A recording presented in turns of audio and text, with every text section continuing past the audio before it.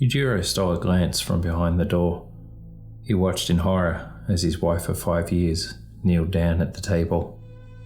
Her long, slender hands grasped an ornate porcelain bowl. Her fingers were ashen white as they strained against the delicate designs. Tick, tick. Yujiro's ears were focused on the bowl. The sound of micro-cracking could be heard. It sounded like tiny gunshots as the bowl began to fracture. White grains of rice tumbled through the air, some still clinging to the shattered clay as it fell to the ground. As the sharp pieces of the bowl hit the floor, the noise made Yujiro cringe. He still hadn't accepted what he was witnessing. What had happened to his beautiful wife? "Mama, I'm hungry," Sakura said as her hand rubbed her empty stomach. Akane looked at this pitiful creature. Her disgust was palpable as she glared at her new stepdaughter. She hated everything about this child. There was nothing good about her. She wished she would just disappear. "Keiko, darling, it is time to eat," Akane sang out loudly to her daughter. Her words almost had a musical quality to them. Keiko. Now there was a child that you could be proud of. She was the perfect student, kind, and almost as beautiful as her mother, Akane thought, as a smile graced her lips. Akane had prepared a wonderful breakfast for Keiko. It consisted of salmon, rice, and of course, her famous miso soup. Sakura sat on the floor, frail, still grabbing at her stomach in pain. She watched as her stepmother and sister devoured breakfast. She wanted to cry, but she was so hungry that she no longer had the strength to cry anymore. She missed her real mother. "Keiko, darling, eat it all up. Don't leave any scraps for the dog." Her eyes lingered hatefully on Sakura as she spoke. Yujiro knelt down. His knees ached. He shifted his weight painfully on the tatami mat. His black kimono was soft and smooth under his hands, and the white silk trim decorated the wrists. As Yujiro knelt there, staring, his eyes were unfocused. He wanted to cry, but there was only a pit of emptiness in his heart. How long had he felt so empty? It was like all the happiness and joy had been drained from him over the last several years. He knew he should feel guilty for what happened, but he couldn't even feel that. A small altar was covered with a black silk cloth. Grey wisps of smoke drifted into the air from a bronze pot, and several sticks of incense glowed softly. The smoke from the incense seemed to dance in a helix, never quite touching as it rose higher into the air before it vanished. A large picture of Sakura was sitting on top of the altar. 2 black silk strings adorned the corners of the frame, and when you looked at the picture, you were drawn in by Sakura's beautiful smile. She was radiant, Yujiro thought, just like her mother. Her vermilion lips parted slightly, exposing her pearl-white teeth. Her black hair was tied with a beautiful red bow that always reminded Yujiro of a delicate rose. Sakura would always wear it. Yujiro ensured the funeral director tied her hair with that lovely bow. Yujiro felt something lightly touch his shoulder, startling him from his thoughts. Turning his head, he saw Akane. Her dark hair was immaculate, pinned behind her with a stylized jade phoenix hairpin. Her deep brown eyes always made Yujiro feel like he was lost in a dark forest. He could never bring himself to look away from her. Akane didn't wear a black kimono. Instead, she wore a dark navy blue kimono with silken peacocks inlaid in the soft material. "Now, my dear, you've spent enough time in mourning. Keiko and I are famished. Let's go and have dinner," Akane whispered to Yujiro. Akane strode out of the room. A priest offered her some purifying salt, but she refused as she hurried out.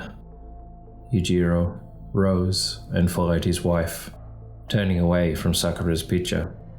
Taking some of the salt, he sprinkled it firstly on his chest and then on his back, before whispering a wordless prayer to his daughter. It had been several days since Akane got rid of that troublesome girl. No longer would she have to look at that good-for-nothing brat. Her house would be cleansed of that thing. Akane mused how easy it was to get rid of her.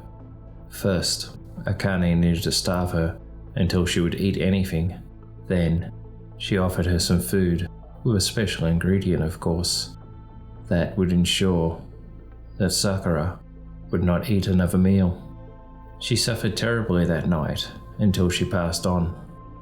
No longer would Keiko have to share anything with that brat. "Mama, I'm so hungry." Akane heard a whisper coming from behind her. Akane's hands moved in a blur as she was shoveling mouthful after mouthful of rice into her mouth. Her chopsticks clicked painfully in her fingers as they sought out the next mouthful. No matter how much she ate, she was still hungry.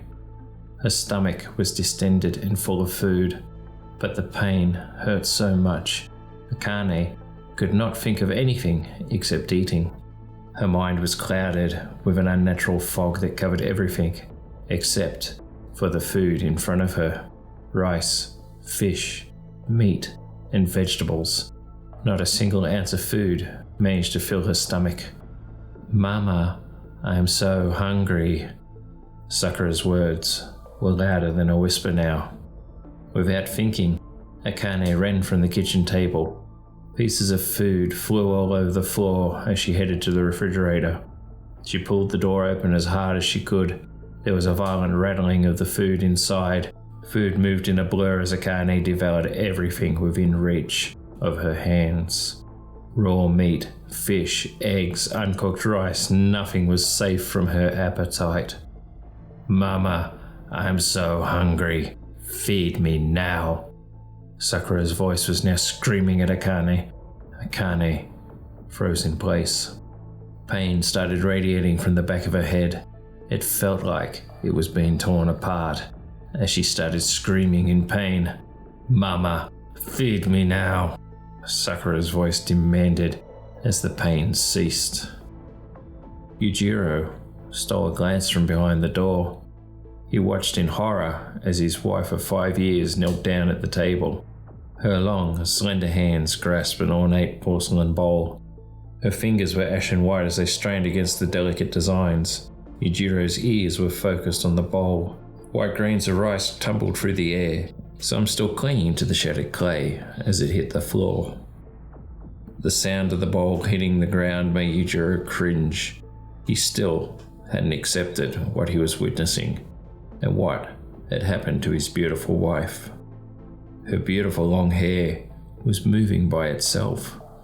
Long strands slivered like twin serpents and pulsed like snakes as they flowed over Akane's slender shoulders.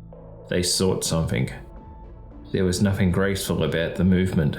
It was jerky and uncertain, almost like a clumsy child.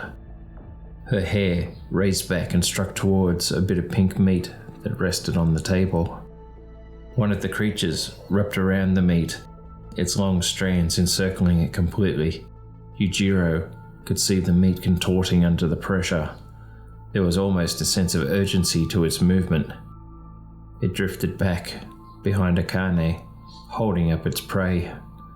Yujiro watched in horror as the hair at the back of Akane's skull began to part, revealing a pair of vermilion lips, which were parted ever so slightly. "I am hungry, Mama. Thank you for feeding me Keiko. She is so delicious." Sakura's words came out of the twisted little mouth. The mouth then opened as a piece of pink flesh slipped past its lips. Thank you for watching. I hope you enjoyed today's lullaby. If you enjoy my content, please remember to like, comment, and subscribe. And remember, dear viewer, keep watching for what's in the dark.